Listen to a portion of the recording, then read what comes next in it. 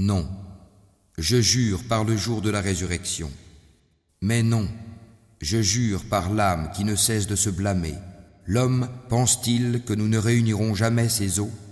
Mais si, nous sommes capables de remettre à leur place les extrémités de ses doigts. L'homme voudrait plutôt continuer à vivre en libertin. Il interroge: à quand le jour de la résurrection?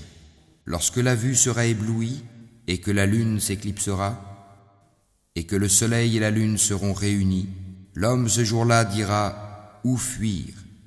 Non, point de refuge. Vers ton Seigneur sera ce jour-là le retour.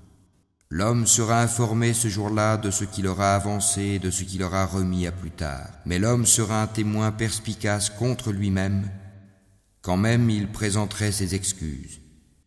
Ne remue pas ta langue pour hâter sa récitation. Son rassemblement dans ton cœur et sa fixation dans ta mémoire nous incombent, ainsi que la façon de le réciter.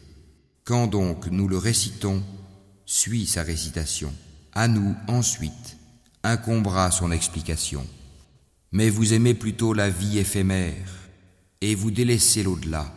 Ce jour-là, il y aura des visages resplendissants qui regarderont leur Seigneur, et il y aura ce jour-là des visages assombris qui s'attendent à subir une catastrophe.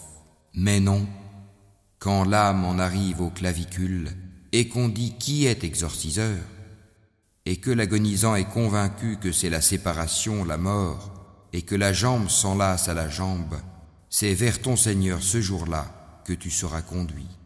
Mais il n'a ni cru ni fait la salate. Par contre, il a démenti et tourné le dos, puis il s'en est allé vers sa famille marchant avec orgueil. Malheur à toi, malheur, et encore malheur à toi, malheur. L'homme pense-t-il qu'on le laissera sans obligation à observer? N'était-il pas une goutte de sperme éjaculé, et ensuite une adhérence, puis Allah l'a créé et formé harmonieusement, puis en a fait alors les deux éléments de couple, le mâle et la femelle? Celui-là, Allah, n'est-il pas capable de faire revivre les morts?